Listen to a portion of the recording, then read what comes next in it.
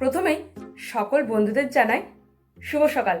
তো বন্ধুরা, আজকে আমি যে গল্পটা শোনাতে চলেছি প্রচণ্ড হাসি এবং মজাদার গল্প। তো আমাদের পাড়ার জগাদার 5 ছেলে। বড় ছেলের নাম হচ্ছে ভাঙা, মেজ ছেলের নাম হচ্ছে বাসি, আর সেজ ছেলের নাম হচ্ছে পচা, আর তারপরের ছেলেটার নাম হচ্ছে মুত, আর ছোট ছেলেটার নাম হচ্ছে পাংচার। তো একদিন ওদের বাড়িতে কিছু অতিথি এসেছেন। ও বাবা, আপনারা এসে পড়েছেন, আমি খুব খুশি হয়েছি। এই ভাঙা, চেয়ারটা নিয়ে আয় তো। অতিথিরা বলে, না না, আমরা বসবো না। আরে না না, কি বলছেনটা কি? এই দুপুরে এসেছেন, ভাত খেয়ে না গেলে হয়? ভাত না খাইয়ে আপনাদের আমি ছাড়বো না। এই বাসি, ভাতটা নিয়ে আয় তো। অতিথিরা তখন বলে, না না, আপনাকেও তো ব্যস্ত হবে না, আমরা বাড়ি থেকে খেয়েই এসছি, কিছুই খাবেন না আপনারা?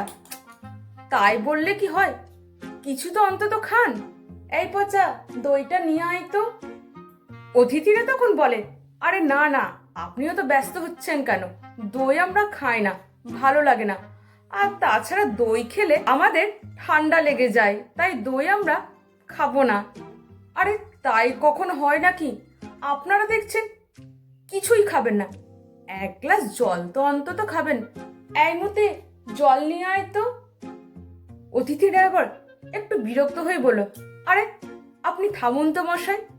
ইস, আপনারা দেখছি কিছুই খেলেন না, না খেয়ে চলে যাবেন, এক গ্লাস জল পর্যন্তও খাবেন না, আমার একদম ভালো লাগছে না।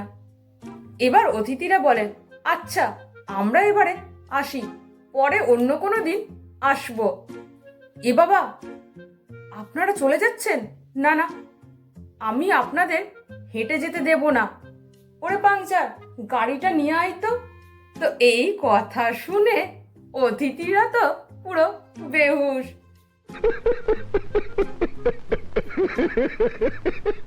তো বন্ধুরা, গল্পটা কেমন লাগলো অবশ্যই কিন্তু একটা লাইক আর কমেন্ট করে দিও। তো চলো, টাটা।